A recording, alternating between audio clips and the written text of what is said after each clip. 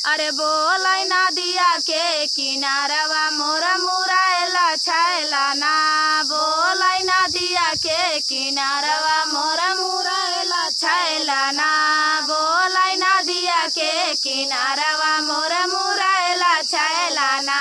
बोलाई नदिया के किनारवा मोरा मुराएला छैला ना। मोरा मुराएला छैला ना हो मोरा मुराएला छैला ना।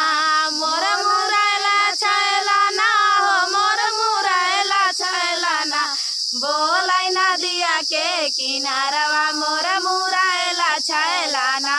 बोलाई नदिया के किनारवा मोरा मुराएला छैला ना। सोने की थाली मजेवाना परोसे। सोने की थाली मजेवाना परोसे। जेवाई नदिया के किनारवा मोरा मुराएला छैला ना। जेवाई नदिया के किनारवा मोरा मुराएला छैला ना। बोलाई नदिया के किनारवा मोरा मुराएला छैला ना। बोलाई नदिया के किनारवा मोरा मुराएला छैला ना। मोरा मुराएला छैला ना हो मोरा मुराएला छैला ना। मोरा मुराएला छैला ना हो मोरा मुराएला छैला ना। बोलाई नदिया के किनारवा मोरा मुराएला छैला ना। बोलाई नदिया के किनारवा मोरा मुराएला छैला ना। झांझरे गेड़ुआवा जमुना जल पानी। झांझरे गेड़ुआवा जमुना जल पानी। घूटाई नदिया के किनारवा मोरा मुराएला छैला ना। घूटाई नदिया के किनारवा मोरा मुराएला छैला ना।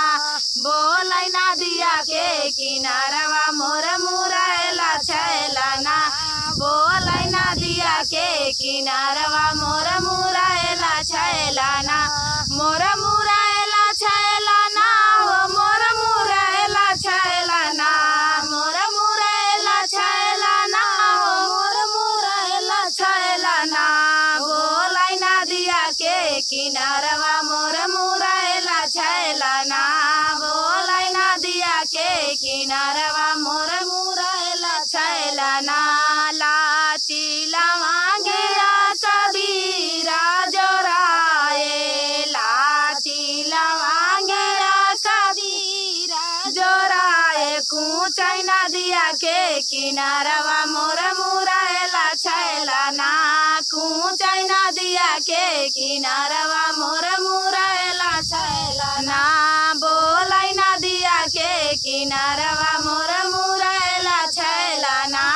बोलाई नदिया के किनारवा मोरा मुराएला छैला ना।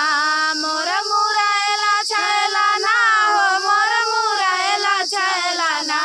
मोरा मुराएला छैला ना हो मोरा मुराएला छैला ना। बोलाई नदिया के किनारवा मोरा मुराएला छैला ना। बोलाई नदिया के किनारवा मोरा मुराएला छैला ना।